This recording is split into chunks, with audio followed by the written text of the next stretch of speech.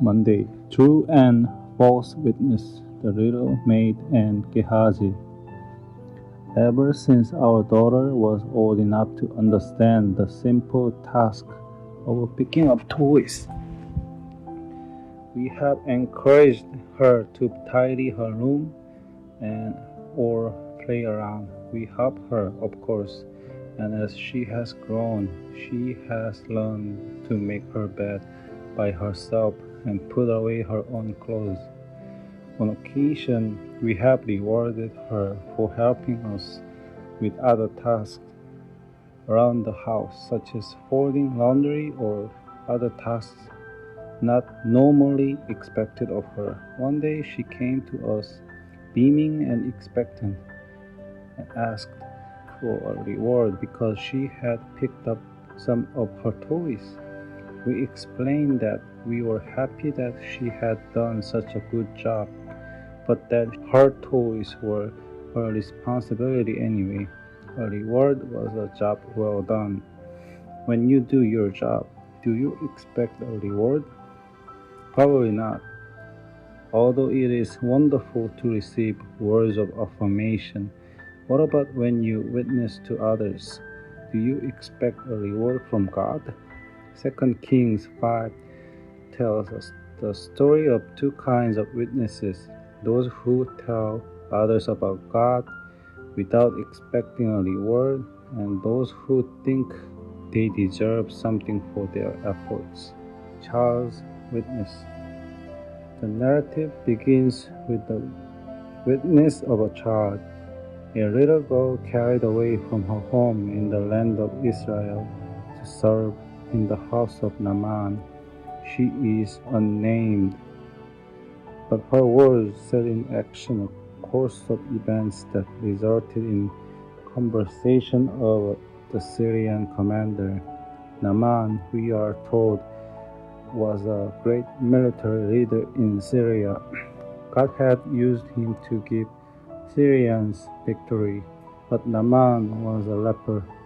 Rather than seek revenge against the commander who had either personally captured her or overseen the raid that led to her capture, the little girl had compassion on the diseased man. She said to her mistress, "Would that my lord were with the prophet who is in Samaria. He would cure him of his leprosy." 2 Kings 5:3. The nations of Israel and Judah had largely failed in the purpose God had intended for the descendants of Abraham. In you all families of the earth shall be blessed. Genesis 12:3. Rather than modeling love for God and neighbor, they had adopted the pagan practices of the nations around them and oppressed and exploited their own people. There were those who persisted in their faith.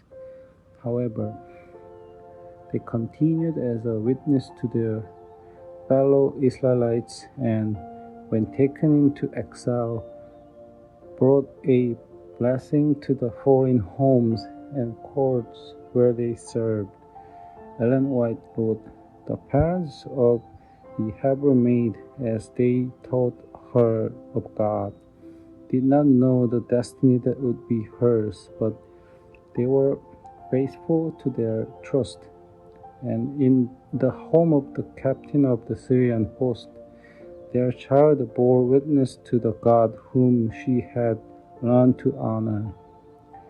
A false witness. Naaman took the girl's words seriously and traveled to Samaria in search of healing. He came to the house of Elisha, expecting a miraculous display by the prophet, but instead he was sent to the river Jordan to bathe. Despite his initial anger at Elisha's command, he obeyed and was healed. He returned to Elisha's house, a healthy man, and in gratitude offered gifts to Elisha. The prophet refused to take them and sent him home. Gehazi, the servant of Elisha, was indignant that the prophet had not accepted the gifts of the Syrian commander. See, my master has spared this Naaman the Syrian in not accepting from his hand what he brought. As the Lord lives, I will run up to him and get something from him. 2 Kings 5:20. Out of greed, Gehazi reasoned that if Elisha would not take his due, then he at least would take some reward. Naaman had received one witness from a young Israelite girl, a true witness based on faith in God and empathy for sick men. Now he received a second witness, a false witness from Gehazi, who told a lie to gain wealth for himself. Gehazi said that he had been sent by Elisha to take gift, a talent of silver and 2 changes of clothing, for 2 visiting sons of the prophets. Naaman was eager to show his gratitude and urged Gehazi to take double amount of silver he requested. When Gehazi returned, Elisha questioned him, and once again Gehazi lied, but Elisha knew what had happened.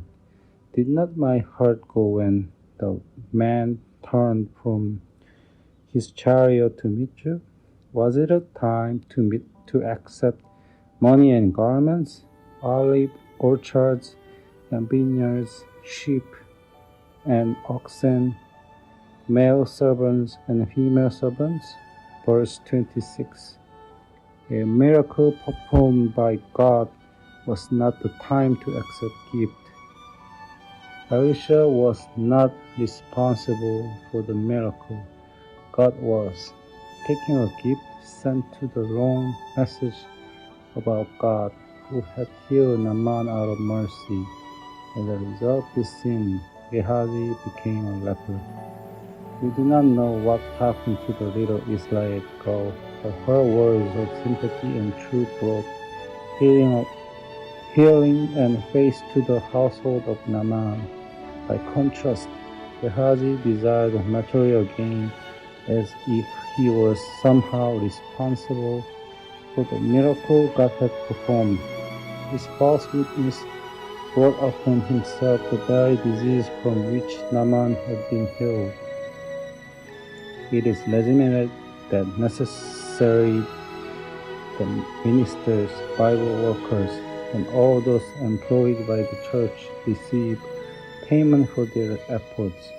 But we should not offer witness about the one who paid the ultimate cost with the expectation of material gain. There are people all around us who are broken in spirit and body, who need the healing that only Christ can offer. Our witness may result in someone's choosing to follow Christ. Perhaps our prayers are answered with miracles, but we should always remember that our reward for giving testimony to the mercy and love of God is in heaven. Glory and honor are His alone.